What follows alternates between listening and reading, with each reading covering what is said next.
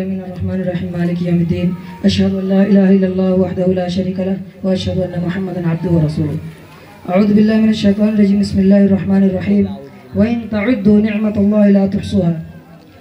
محترم حضرات، میرے ٹیچرز اور ڈیئر اسٹوڈنٹس اور میرے گاؤں کے بھائیوں اور بہنوں، جیسا کہ آپ نے اشرف الحق صاحب سے جو ہماری اسکول کے پرنسپل ہیں، بہت اچھے انداز میں آزادی کے تعلق سے چند باتیں آپ نے سماعت فرمائی اور اس سے آپ نے استفادہ بھی کیا ہوگا۔ اب میں زیادہ اپنی باتوں کو طول نہ دیتے ہوئے چند باتوں میں اپنی بات کو سمیٹنا چاہوں گا اور اختصار کے ساتھ چند کلمات آپ کے سامنے پیش کرنا چاہوں گا جو کہ بہت ہی ضروری ہے۔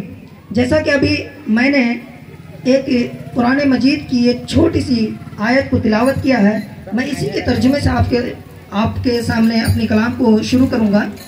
وہ یہ ہے کہ اللہ تبارک و تعالیٰ فرماتا ہے کہ وَإِن تَعُدُّوا نِعْمَةَ اللَّهِ لَا تُحْصُوهَا، کہ اگر تم اللہ کی نعمتوں کو شمار کرنا چاہو تو کبھی بھی شمار نہیں کر سکتے۔ آپ اپنے جسم کی جانب دیکھیں، اپنے باڈی کی جانب دیکھیں تو آپ کو اللہ کی نعمتیں اتنی نظر آئے گی کہ آپ کے دن چھوٹے پڑ جائیں گے، آپ کے وقت کم پڑ جائیں گے، لیکن اللہ کی نعمتوں کو آپ گن نہیں سکتے، اللہ کی نعمتوں کا آپ اندازہ نہیں لگا سکتے، اور اللہ کے ان احسان کا آپ کسی بھی صورت میں بدلہ نہیں چکا سکتے۔ آپ اس بات سے اندازہ لگا سکتے ہیں کہ آپ کے جسم کے اندر کا کوئی بھی حصہ اگر خراب ہو جاتا ہے تو آپ کے کروڑوں خرچ ہو جاتے ہیں، پھر بھی اس کی ریکوری ممکن نہیں ہو پاتی ہے۔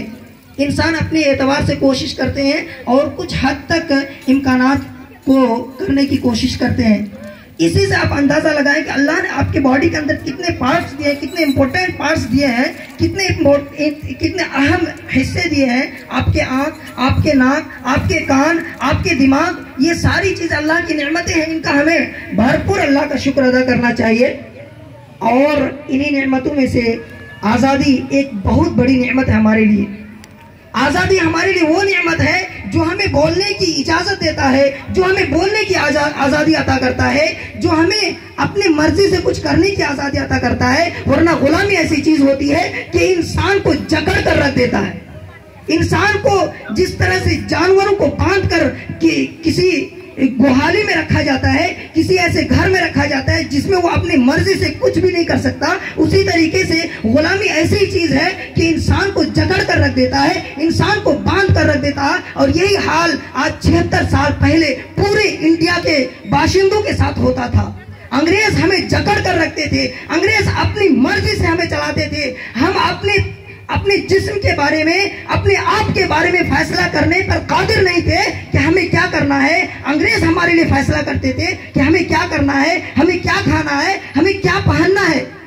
اور یہ اتنی بڑی آزادی اگر ہمیں ملی ہے، اللہ نے ہمیں اگر اتنی بڑی آزادی دی ہے تو اس کا ہمیں بھرپور شکر ادا کرنا چاہیے اور اس کو ہمیں غنیمت سمجھتے ہوئے اس کا بھرپور فائدہ اٹھانا چاہیے۔ میں آپ کو بتانا چاہوں گا کہ ہم آزاد کیسے رہ سکتے ہیں۔ یہ جو ایجوکیشن ہے، تعلیم ہے، یہ آزادی کا بہت بڑا ذریعہ ہے، ایک بہت بڑا سورس ہے۔ اگر ہمارے پاس تعلیم نہیں ہے، ایجوکیشن نہیں ہے تو ہم ایک غلام ہی کی طرح ہیں، کیونکہ ہم دوسرے کی نوکری کریں گے، ہم دوسرے کے انڈر پہ رہیں گے، چند پیسوں کے لیے ہم اپنی ساری آزادیوں کو قربان کر دیتے ہیں، یہ ہم اپنی آزادی کو کھو دیتے ہیں اس ایجوکیشن لیس کی وجہ سے۔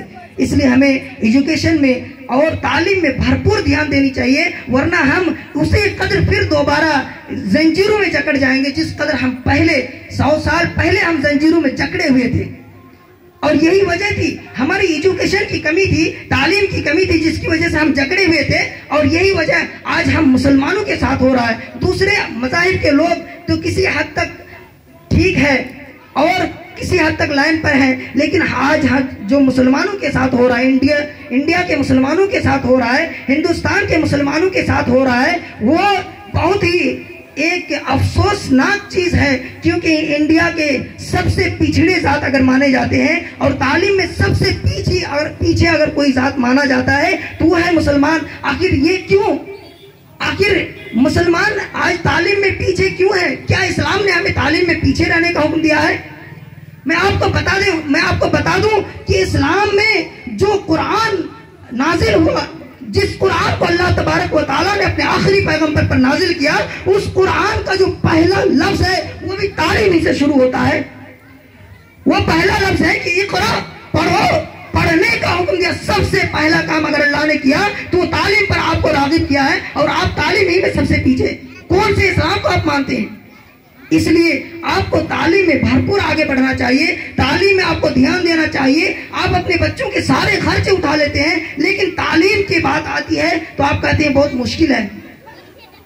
حالانکہ اگر آپ اپنے گھر کے خرچوں پر دھیان دیں، اپنے بچوں کے خرچوں پر دھیان دیں، تو تعلیم کے جو فیس ہے، تعلیم کے لیے جو چند پیسے خرچ ہوتے ہیں، یہ ان خرچوں کے مقابلے میں کچھ بھی نہیں ہے. لیکن آپ اپنے آپ کو غلامی میں خود دے رہے ہیں تعلیم میں پیچھے رہ کر. آپ خود اندازہ لگائیں کہ جو لوگ تعلیم میں، ایجوکیشن میں بہت اوپر ہیں، بہت آگے ہیں، ان کا حال دیکھیں. آپ پر حکم چلاتے ہیں، آپ میں سے جو لوگ کام کرتے ہیں، جو مزدوری کرتے ہیں، وہ دیکھے ہوں گے جو ان کے مینیجر ہوتے ہیں، جو ایجوکیٹڈ ہیں، جو ویل ایجوکیٹڈ ہوتے ہیں، وہ آپ پر روب دباتے ہیں، آپ پر روب چلاتے ہیں، آپ پر اس کا دبدبا ہوتا ہے. وہ جیسا آپ کو کہتا ہے ویسا آپ کو ماننا پڑتا ہے. آخر آپ کیوں ایکسیپٹ نہیں کرتے کہ تعلیم میں آپ کو دھیان دینا چاہیے؟ تعلیم اتنا مشکل نہیں ہے جتنا آپ نے اس کو مشکل بنایا ہے. ہم نے اسی چیز کو مد نظر رکھتے ہوئے، اسی تعلیم کی کمی کو دیکھتے ہوئے، ایک نور کی طرح، ایک چراغ کی طرح ہم نے آپ کے سامنے ایک چھوٹا سا چراغ جلایا ہے، اور اس میں آپ کو فیصلہ کرنا ہے کہ اس چراغ کو آپ کو آگے بڑھانا ہے، اپنے بچوں کے فیوچر کو آگے بڑھانا ہے، اپنے آپ کو آگے بڑھانا ہے، یا اپنے بچوں کے فیوچر کو لے کے آپ کو ڈبو دینا ہے. یہ آپ کے ہاتھ میں ہے، یہ آپ کا فیصلہ ہے. آپ اگر فیصلہ کریں، آپ اگر چاہیں کہ اپنے بچوں کے فیوچر کو آگے بڑھائیں، تو ہماری اس مشن کو کامیاب کرنے کے لیے آپ تہیہ کر لیں. ہم آپ کے بھرپور ہر اعتبار سے مدد کرنے کے لیے تیار ہیں.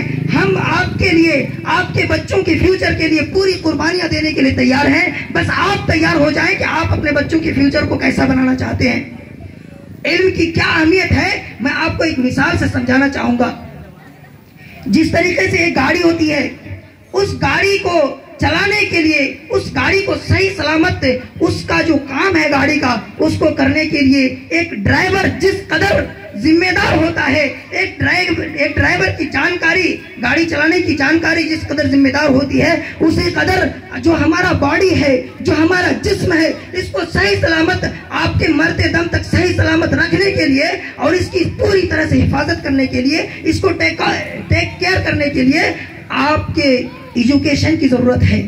آپ کے پاس علم ہونا چاہیے، آپ کے پاس ایجوکیشن ہونی چاہیے، جانکاری ہونی چاہیے کہ آپ کے باڈی کو کس قدر آپ کو چلانا ہے، کہاں لے جانا ہے، کہاں نہیں لے جانا ہے، کہاں پر آپ اپنے آپ کو کنٹرول کریں گے، کہاں پہ آپ اپنے آپ کو آگے بڑھائیں گے. یہ ساری چیزیں آپ کو تعلیم بتائے گی، تعلیم آپ کو گائیڈ کرے گی، تعلیم آپ کو اس چیز کو بتائے گی، رہنمائی کرے گی کہ آپ اپنے آپ کو کیسے چلائیں، اور اپنے آپ کو کس طرح سے بلندیوں پر لے جائیں، یا تنزلی پہ آپ ڈبو دیں اپنے آپ کو. یہ تعلیم آپ کا فیصلہ کرے گا. اس لیے آپ کو ایجوکیشن میں دھیان دینا چاہیے، تعلیم میں دھیان دینا چاہیے، اور بھرپور تعلیم میں اگر کوئی کام کرتا ہے، ایجوکیشن کے لیے اگر آپ کے لیے کوئی کام کرتا ہے، تو اس کا بھرپور آپ کو سپورٹ کرنا چاہیے. اگر آپ کا سپورٹ رہا تو انشاءاللہ ایک دن آپ دیکھیں گے کہ یہاں کے چھوٹے چھوٹے بچے آپ کے سامنے وہ کارنامہ انجام دکھائیں گے جو آپ نے کبھی توقع نہیں کی ہوگی، آپ نے کبھی سوچا نہیں ہوگا کہ ایسا ہمارے بچے کر سکتے ہیں. وہ کارنامہ انجام دے کر دکھائیں گے انشاءاللہ تعالی.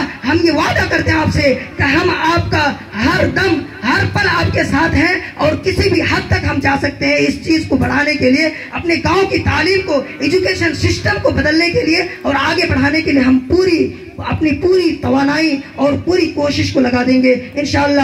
آپ کے سپورٹ کی مجھے ضرورت ہے، آپ کے سپورٹ کا ہمیں انتظار ہے. آپ نے اگر سپورٹ کیا بھرپور تو انشاءاللہ تعالی، اللہ نے اگر چاہا تو آج، اللہ نے چاہا تو 2 سال کے بعد، 3 سال کے بعد، 5 سال کے بعد آپ کے گاؤں کا رنگ کچھ اور دکھے گا آپ کو انشاءاللہ تعالی. میں انہی باتوں سے اپنی باتوں کو ختم کرتا ہوں، اور میں دیکھ رہا ہوں دھوپ زیادہ ہے اور لوگ پریشان ہو رہے ہیں، اس لیے میں مجلس کے اختتام کا اعلان کرتا ہوں. اور اس کے بعد مٹھائیاں بانٹی جائے گی، اور اس کے بعد کچھ بچوں کے پروگرام ہوں گے انشاءاللہ. وآخر دعوانا الحمدللہ.